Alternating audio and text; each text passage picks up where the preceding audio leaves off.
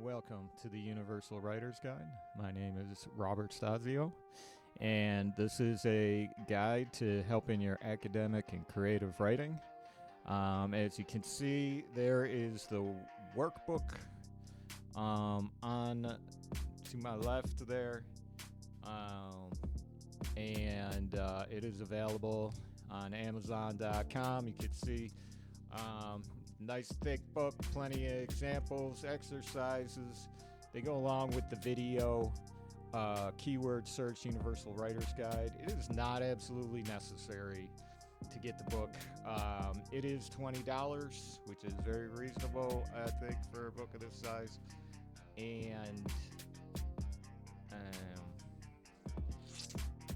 but not absolutely necessary. You know, if you just need the videos, just do the videos. But the book will. Getting those grades. That's what I'm trying to get you, is to get those grades as easy as possible. And yeah, some people's writings, a freestyle. Most people cannot. I've met many talented writers, that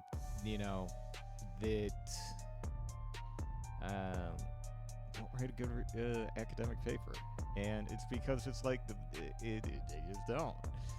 And let's just take a look, and we'll find out how this comes about. Starting with the Mario.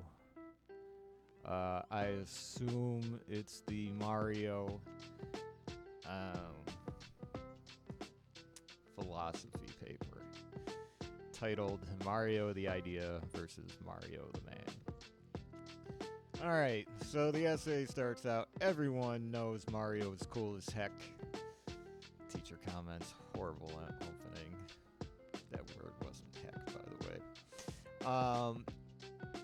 The writer continues, but who knows what he's thinking? Who knows why he crushes turtles? And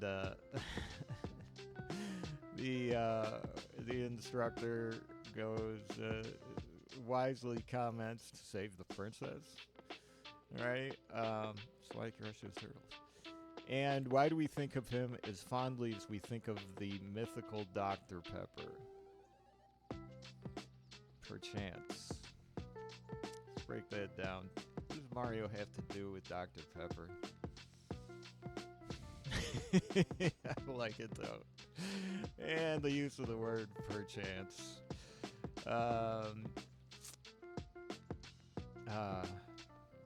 You can't just say perchance, which is a fancy way of saying perhaps. All right, in the body, paragraph 1, he states, I believe it was Kant who said, experience without theory is blind, but theory without experience is mere intellectual play. Mario exhibits experience by crushing turks all day, but he exhibits theory by saying, let's go and keep it up, baby. Or no, he says, keep it up, baby. Right? 2-sentence paragraph. When Mario leaves his place of safety to stomp a turdy, he knows that he may die. And yet, for a man who can purchase lives with money, a life becomes a mere store of value. A tax that can be paid for, much as a rich man feels any law with a fine as a price. We think of Mario as a hero, but he is simply a one-percenter of a more privileged variety. The life kind, perchance. Oh, man. So, this essay is probably a spoof. I wish it wasn't, but I'm sure it was. But it illustrates an important concept. Your instructors are not usually looking for works of art or humor or freestyle. And again, God bless the instructors that are.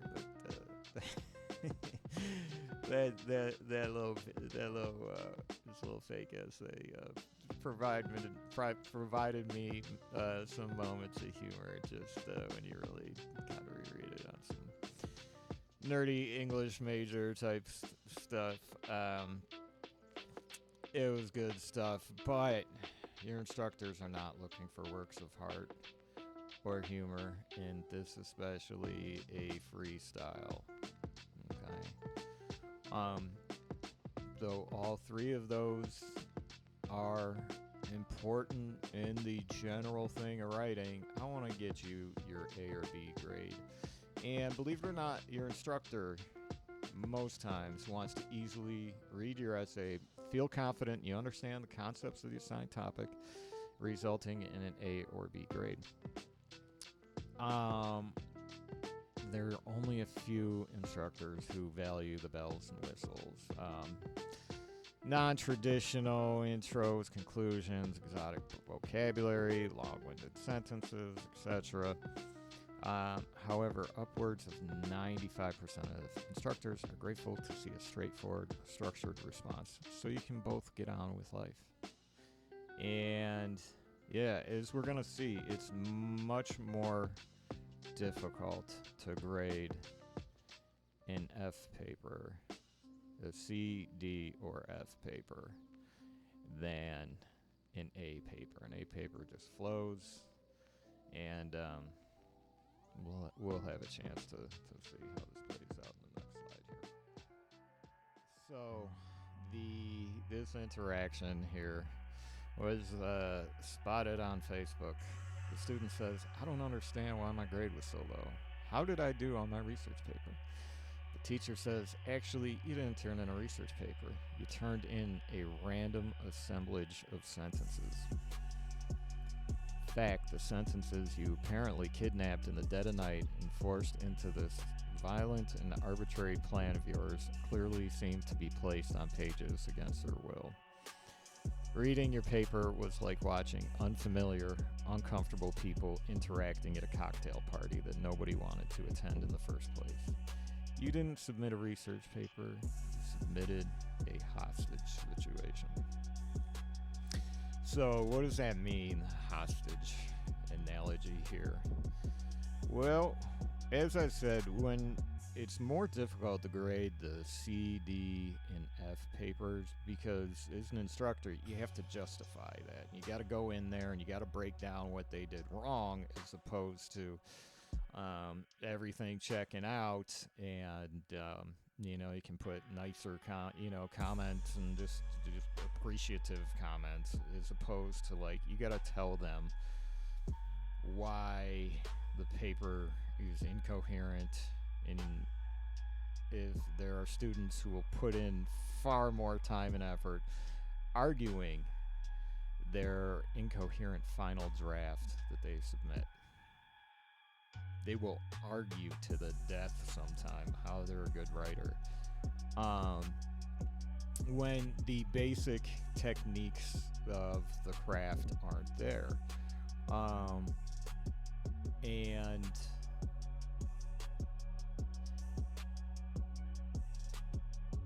yeah, stick with me, and I'm going to break down where these occur.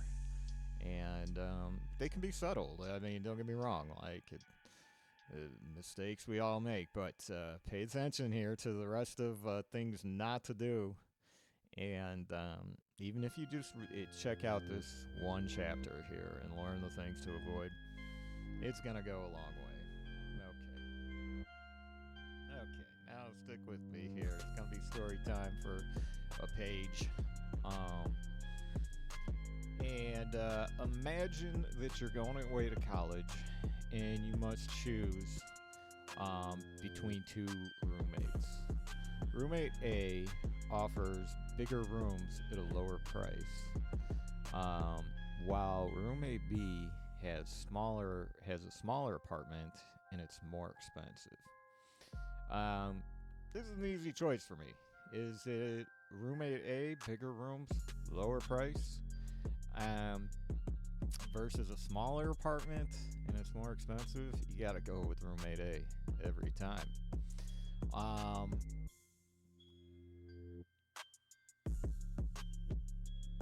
However, later that day, a mutual friend sends you this picture in a text message that roommate A, you look at the picture there in red, is roommate A. Looks like he had a long night. Um, and he's passed out there on the couch. It looks like there's garbage and maybe some broken stuff on the floor. He's not keeping it too tidy. While roommate B over there is very nice, clean, organized. It's looking good. All right. Does this change your decision? And I hope so. In a majority of cases, a roommate who is substantially more disorganized than ourselves usually cancels out additional perks or discounts. Similarly, instructors have the same mentality when it comes to writing in the classroom. Disorganized essays are quickly disqualified. No amount of clever ideas, volume of writing, or vocabulary can offset the task of your reader to find meaning where there is chaos. All right. Yes, the bottom line in academic writing is going to be organization, directness, and non-messiness. Right?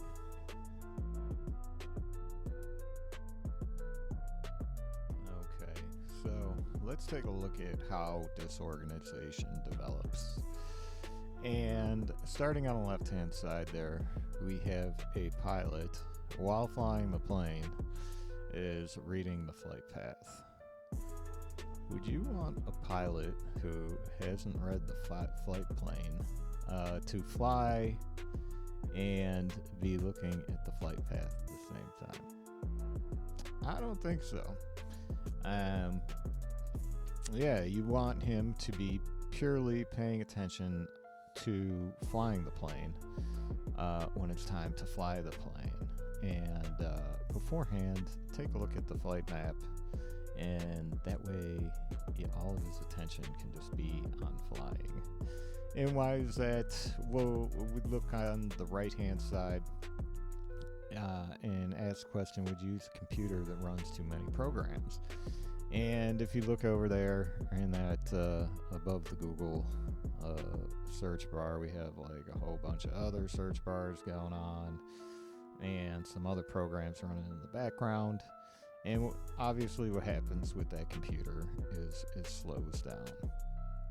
So without a map, the mind becomes overburdened. With too many tasks going on, as with the computer, our brains become overwhelmed.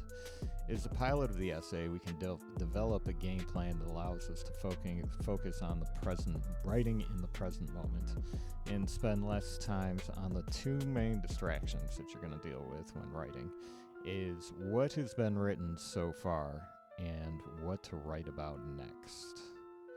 All right, and if you can eliminate that, what you've already written, because you don't want to be repeating yourself and thinking about how all the ideas connect. All right, what you've written so far, and then B, what to write about next, because as you're writing, if it's in the middle of the essay, you still have topics to explore later that you don't want to use up. So by eliminating these two distractions, your writing will instantly become better. Okay. Now this takes us to major point losses in academic writing. The first one is going to be repeating, as we mentioned, writing about the same concepts over and over again. Not enough material, the focus is too narrow, right? And the same can be said, just in conversation in that is we don't want to be repeating ourselves and talking about the same thing over and over again. You need more material. And number two major point loss is going to be rambling. That can be referred to as going on an adventure, going on a rant, and the information may be somewheres. However, it's not written in an easy to understand way. So you have one long rambling essay. And the third thing third source of major point loss is going to be irregular format. And format refers to the norms of how an academic essay appears. For example, don't use crazy font. I see that somewhat often. Is that people just, put an essay in some crazy font and whatever this is going to be a recurring theme. Whatever Microsoft or Apple has as their default, stick with that. Now, 3 more visual rules. Number 1, indent to start each new paragraph. And indent is when you use the tab key, and then in the arrow there you can see it bumps it over about 10 spaces.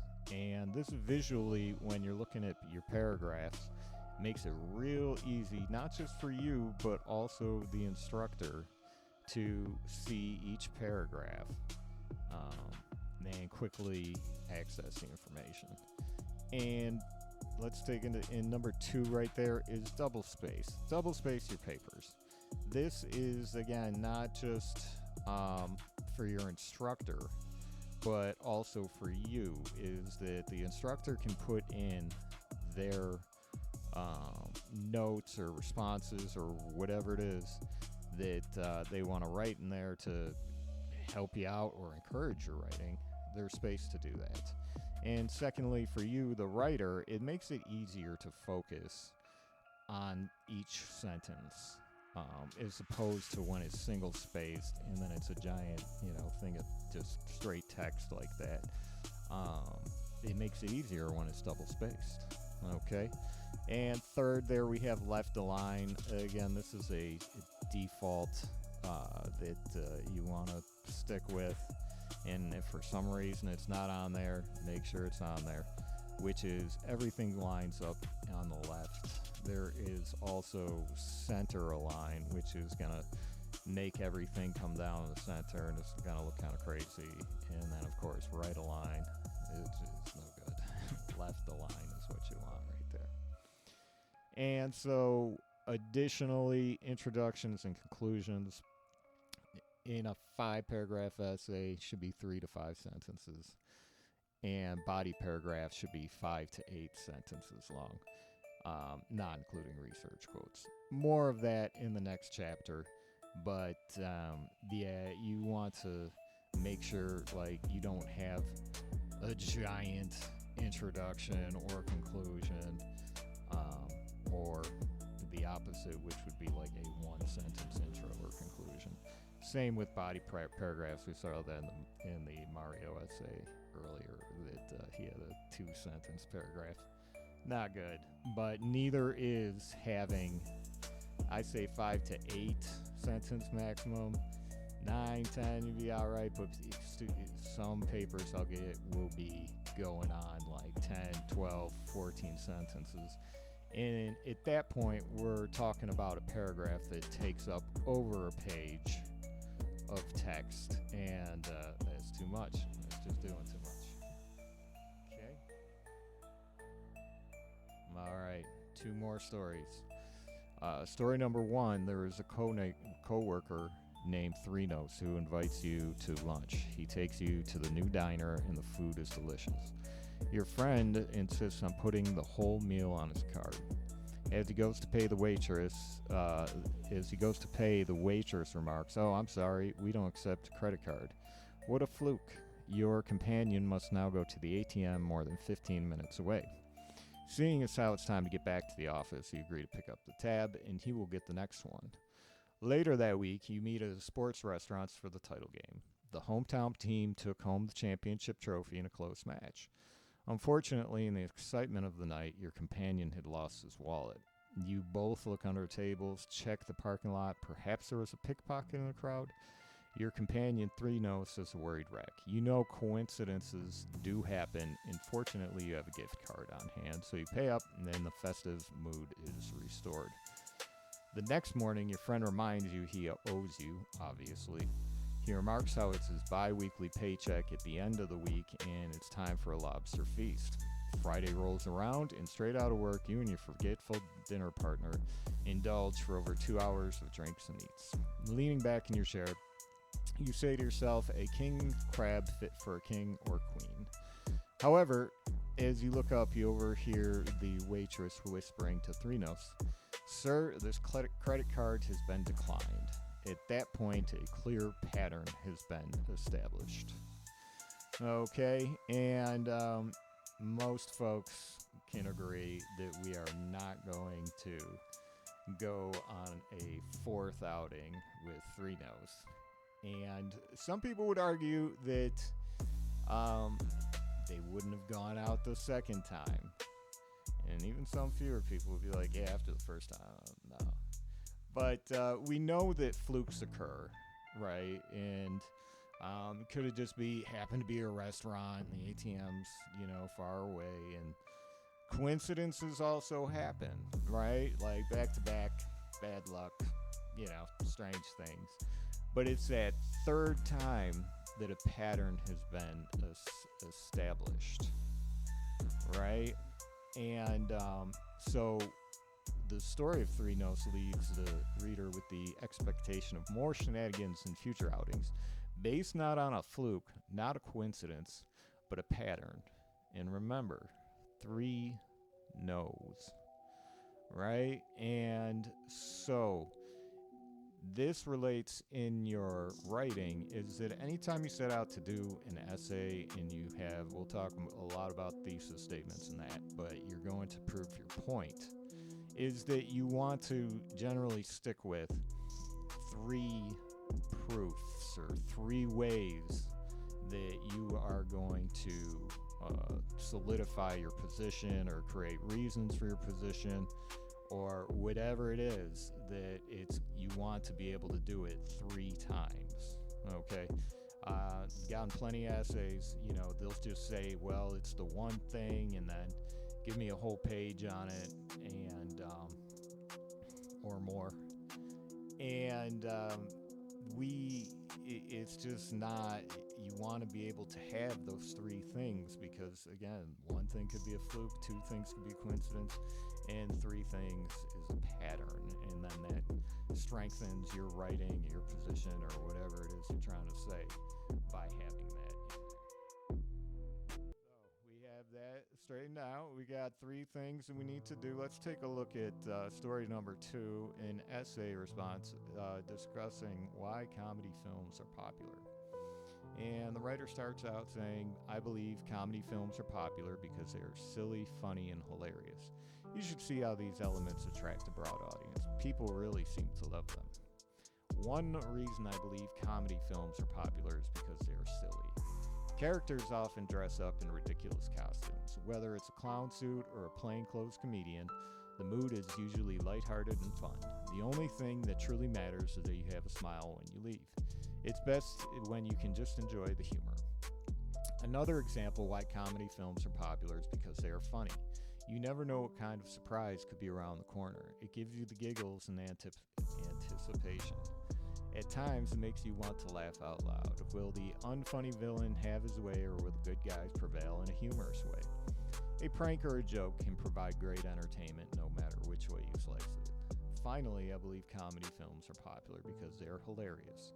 You just want to slap your knee. It is a good feeling. It often makes me chuckle throughout the movie, just taking in all the craziness. The experience is sure can be exhilarating. I guarantee a good time. And in conclusion, these are all reasons I believe comedy films are popular. It's clearly because they are silly, funny, and hilarious. They will forever break box office records. So we should be good, right? We got an introduction. We got 3 reasons and a conclusion.